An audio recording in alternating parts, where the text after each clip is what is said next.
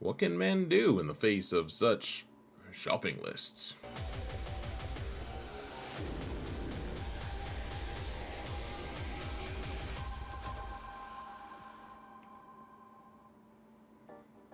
Hello everyone, and welcome to another episode of Xerath Prevails. Today, we've got a shopping list for the current Datacron set 13. I already do have, and I actually updated it just recently, a bigger, more exhaustive list of the Datacrons you can get. You can find that on my Discord server in the infographics channel. It's free, share it with your guild. It's linked there. I'll hang out with us, guys, on the Discord server. It's a good time, but I have updated that graphic one time. It's version 1.0. You guys can find my explanations there as well. The thing that I'm talking about today specifically, though, is a more succinct, more hopefully approachable Datacron shopping list. And I've done this, I think this is my third time that I've done this, and I do it on the second week of Conquest, or the second month of Conquest for a Datacron set.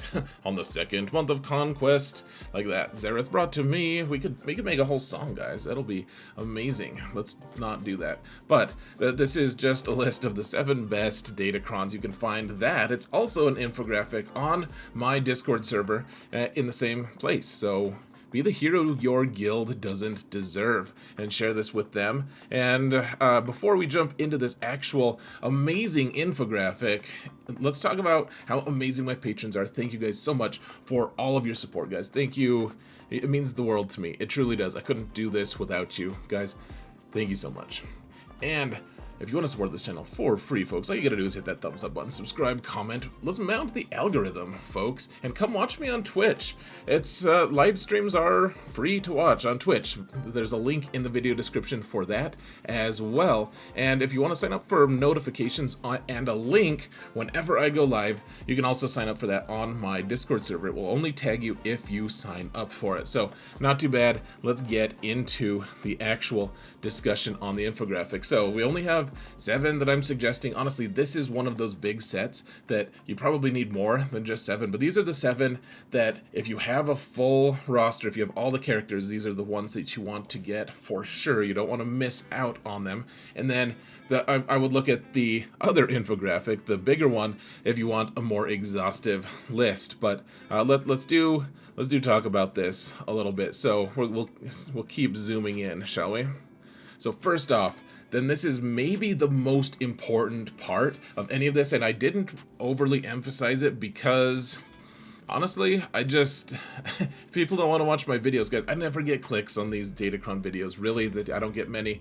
If you want this kind of content, please if you watch this, or if you get one of these infographics, go find my actual video of it. And even if you don't watch it, could you please just give me a like or something? It would be hugely appreciated, because this is the thing I probably spend the most time on out of all my videos, and I get some pretty insignificant views because people just take the infographic and don't watch the video. And I get it, I understand why, and I do it as a service to the community, but it does help a lot if you guys just hit that thumbs up button, get the info out there. So anyways, this is a reward for people actually watching the video. The best level 3s, you get Doubt and Protection up. Dark side, light side, those are the 2 big ones. You guys can go read the actual verbiage. It's fairly obvious which ones they are. The problem with level 3s are they're rare, and CG has already gone out and said, hey, look, this is there are some that are weighted differently than others, the rarity, and they didn't tell us that these specific ones were weighted, but the Doubt and Protection up ones are just very hard to get. But if you can get those in pretty adequate numbers and good numbers, those are what's going to get you the most holds by far. And they're level 3s, so you can apply them to teams with only Relic 1 and lower. So that's if you can only get a couple Datacrons, work on those. Try to get the Doubt and Protection up ones. You're not going to regret it. Those are amazing. The best level 6, honestly, none of the level 6s are amazing. The one that you really do need, though, and this is amazing, so I lied, all of them but this one are amazing. This one is the one that swaps your defense into % offense and it's only for Empire, but geez, there are some crazy strong Empire teams that really love it. And okay, so because you want that defense to offense percentage swap, the thing about it that they don't tell you, that it's not intuitive, that you don't understand, is that defense is only drawn from your resistance stat. They don't take anything from your actual armor stat. Resistance is your armor against special damage. Like different characters do different types of damage. Like Commander Ahsoka Tano, for instance, does special damage, and so she does less against people with a lot of resistance, I guess. So the thing that you want to look at is which stats to chase, at least on the Empire ones that you are swapping defense into offense, get some resistance. Now, you don't get super high stats on the resistance rolls, so don't stress yourself overly about the getting resistance, but that's probably the best thing to do. And that's something I neglected to say in my initial infographic, which has since been edited, among other things. But otherwise, if you want tenacity and potency, depending on which teams you have, I mean, a few teams really like it. Like Rey, for instance, if she has a ton of tenacity, it can really make things awkward for her opponents. Crit damage, it's not great. Like, none of these other stats are great. Deflection is dodge against special damage, but there's just fewer people or fewer characters who do special damage than characters who do physical, so it's just not as impactful, to be honest. And then crit avoid does exist. It can do some cool stuff, but you really have to roll it a lot for it to really make a huge impact. Now, in terms of specific characters and what they do, the impact, and I know that you don't necessarily have Bo-Katan Mand'alore. Let me back out for just 1 second here, folks, and just say this is, and my face is in the way here. It's in order of priority. So this is a list of, if you have Bo-Katan, then get this cron for sure. Number 1, stop. Absolutely get it. If you don't have Bo-Katan, then just move on to the next one and ignore the Bo-Katan. So a Bo-Katan, it doesn't sound as cool when I say it like that, but okay, if you have Bo-Katan Mand'alore, which is the new character that only a couple thousand people have at this point, despite them releasing her 3 different times, or is it 4? But if you have it, oh my gosh, it is crazy. It kills all the things. Well, maybe not all the things, but man, it kills Lord Vader. She already kills Lord Vader at a super high rate without the cron. Now she just has to blink and he's gone. A lot of people, I've seen videos of people just doing 1v3, because we've only seen her for 3v3 doing it, but it's amazing. The stacking offense from Mandalorians is also fairly good for her, because they're always assisting and they're boosting their offense. And then obviously you want the level 9 to be Bo-Katan Mand'alore. And then honestly, the stats don't matter that much. Some potency to be able to lend some debuffs may come in handy. And crit damage, obviously a little extra damage is nice. Next is Dark Trooper Moff Gideon, and I know that that's also a team that not everyone has, but he's a conquest character surrounded by characters you can farm. So it's not necessarily, I mean, a lot of people have Dark Trooper Moff Gideon. Whether you want to use him or not is another question, but honestly, this is a great reason to use him. He does a tremendous amount of damage because he has a lot of defense, and you want to make that situation worse for your opponents by adding resistance to his stats. If you can, crit damage. He also crits people, so that's kind of nice. And then, so one of the things that a lot of people wonder, why do you suggest 2% damage on debuffs? It's like the AA data disk in Amplified Agony data disk in Conquest. It does damage when you do a debuff, and they say, why don't you want Doubt? Zareth, you just said Doubt is the transcendent, amazing Datacron, or level 3. Why don't you have it on this really important character? And the answer is, he messes with people's turn meter. When they gain turn meter, it hurts them, and you want them to not be able to do as much damage. And so, whereas Doubt is a hindrance on a lot of different teams, with Dark Trooper Moff Gideon, you kind of want them to be able to gain bonus turn meter, because not only does he push back and not let them gain as much turn meter, it also makes it so that they can't hurt you as much. So just something to keep in mind on his Datacron. Now, let's see. Oh, that's the wrong one. Here we go. Maybe. Yeah, okay, so next we have Bando and his Whistling Birds, folks. I like the level 6 bonus turn for him because he's it makes him take a turn a little bit quicker. You get him into poop stance, and then you just need to make sure you do 20 instances of damage. It's pretty easy in 5s. In 3s you can do it. It's a little bit trickier, but you can do it.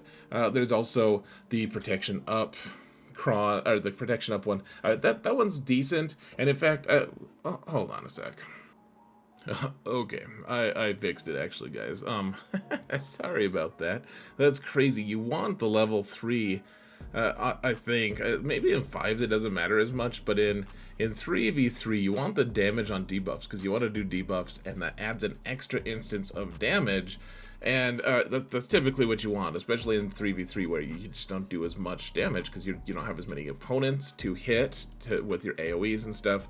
So you probably want the level 3. You could do the protection up. I know one of my accounts has that, and I've decided not to pursue other things, but you know, protection up, that's one you can skip it on, folks, in my opinion. Now, Turret is really fun because he and Baze just get so much damage in. They just start, like, I cleaned up a Lord Vader with this. So with my Relic, I cleaned up the Relic 9 Lord Vader with my gear.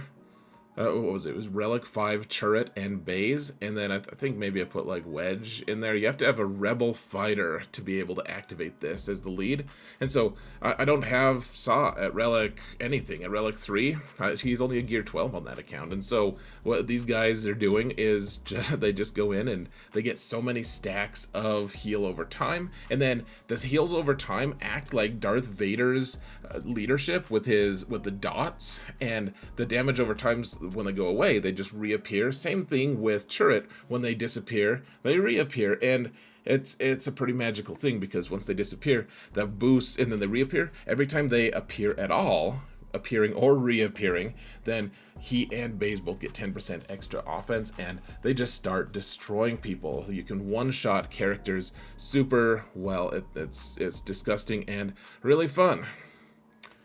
Biggs gets a Datacron here, and guys, in 3s it's not as consequential. I don't love it as much. In 5s, it's going to shape the landscape of whatever the meta is when people are placing stuff, because he's gonna go with Mon Mothma team, and you get a perfect turn meter loop, which means unless your opponent can passively gain turn meter from some mechanic, like for instance Piet, he gains turn meter based off of how many times his allies take damage, so he gains 5% every time someone takes damage, so he would eventually outstrip the turn meter gain on the Mon Mothma team.